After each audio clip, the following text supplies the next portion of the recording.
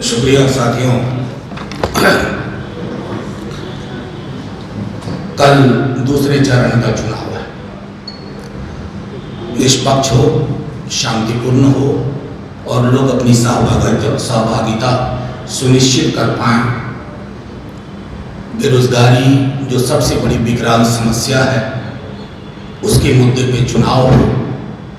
कल का भी और आने वाले चरणों का भी। संविधान की सुरक्षा के मुद्दे पे चुनाव हो, कल का भी और आने वाले चरणों का भी। देश में जो आय की असमानता है, जिससे गरीबी और मुफलिसी बढ़ रही है, उसके मद्देनज़र चुनाव हो। ये चुनाव के महत्वपूर्ण मुद्दे हैं। इससे पहले कि मैं दो चार बातें आपके समक्ष रखूं, उसके बाद आप कोई भी प्रश्न पूछने के लिए स्वतंत्र हैं। जैसा मैंने आपको पहले भी कहा है, राजद और महागठबंधन सवाल लेने में पीछे नहीं हटता है। हम उनमें से नहीं हैं जो कहेंगे कि सवाल नहीं लेंगे। हर सवाल लेंगे और उसका माकूल संतुष्टि वाला उत्तर देंगे। महत्वपूर्ण ये है कि ये चुनाव एक ऐसा चुनाव बन गया है लोगों के जेहन में। जब लोग वोट देने जाएंगे तो उन्हें ये तय करना होगा कि इसके बाद वो वोट दे पाएंगे या नहीं।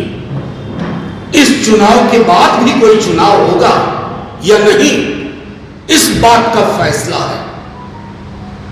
आप सब ने देखा है कि सूरत में जो हुआ, सूरत में सारे कैंडिडेट्स भय और प्रलोभन के बाद खाली करवा दिए गए। बिना सूरत की जनता की भागीदारी के, उनकी इच्छा के एक सांसद मिल गया, सर्टिफिकेट मिल गया।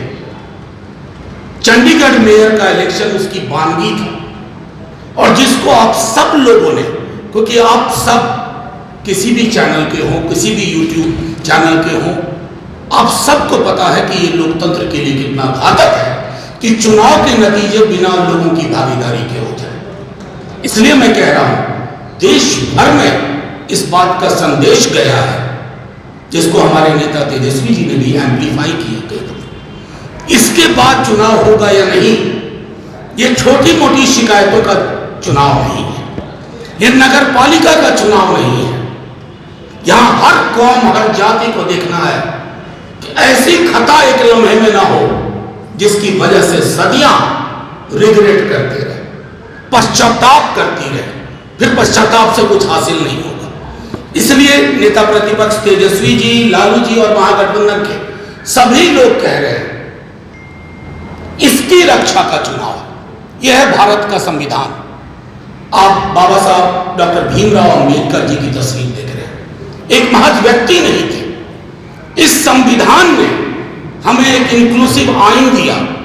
इस संविधान ने हमें अधिकार दिए। इस संविधान में प्रावधान ऐसे बनाए कि देश समावेशी विकास की ओर अग्रसर हो सके। ये संविधान किनको खटक रहा है?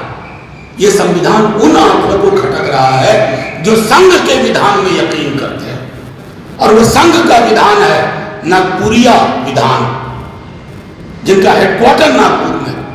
कितनी बातें करूं, कई दफा आपके माध्यम से कहा है। गोलवलकर, उनकी लिखी किताब, उनका संविधान के प्रति विरोध, और प्रधानमंत्री जी सफाई देते फिर रहे हैं कि संविधान हम नहीं बदलेंगे। उपकार कर रहे हैं क्या आप? उपकार नहीं कर रहे हैं। अगर इसके दायरे को कुंद करने की कोशिश की, भले आप सत्ता पर कब्जा करने की कोशिश कर लें, आप खारिज कर दिए जाएंगे। जनता के मन से आप यूं भी उतर रहे हैं। देश के प्रधानमंत्री आपसे क्या अपेक्षा है भाई? क्या आप बताएंगे कि मेरा मॉडल है जैसे युवाओं को रोजगार मिले? आपने कभी प्रधानमंत्री जी की जुबान से रोजगार की बात सुनी? मेरा मॉडल है, ये कहते आप कि देश की महिलाओं को, जैसे हम कह रहे हैं, तेजस्वी जी ने कहा कि रक्षाबंधन के दिन से 1 लाख रुपए सालाना। ये हम उपकार नहीं कर रहे हैं। राष्ट्रीय जनता दल और महागठबंधन उपकार की भाषा नहीं बोलता, क्योंकि हमारी भाषा और भाव इस किताब से निकले हैं। इस किताब से निकली भाषा और भाव के लिए प्रधानमंत्री के अंदर कोई जगह नहीं है। असमान आय, गरीबी की बात करें तो कहे ये लोग देशद्रोही हैं, देश को तोड़ना चाहते हैं। कमाल के हैं आप प्रधानमंत्री जी, न्याय की बात करना देशद्रोह है तो हम आए हैं। अगर आर्थिक असमानता का दूर करना देशद्रोह है तो तेजस्वी जी देशद्रोही है। बेरोजगार युवकों को नौकरी की गारंटी देना अगर देशद्रोह है इस संविधान से निकाल करके, तो हां देशद्रोही है। परिवर्तन पत्र हम लेके आए, हमने बड़ी आसमानी बातें नहीं की। हमें पता है मंदिर, मस्जिद, गिरजा, गुरुद्वारा मेरी व्यक्तिगत आस्था की चीज है, लेकिन चुनाव थाली पे होगा। तो तेजस्वी जी ने कहा कि जैसे 17 साल। ऐसे ही तमाम खबरों के लिए आप सभी बने रहिए हमारे साथ और देखते रहिए बिहार उज्जवल न्यूज। अब तक हमारे YouTube चैनल को सब्सक्राइब नहीं किया है तो जल्दी से सब्सक्राइब कर लीजिए। फेसबुक पेज को भी फॉलो कीजिए। वीडियो पसंद आए तो खूब लाइक कीजिए, शेयर कीजिए, कमेंट कीजिए।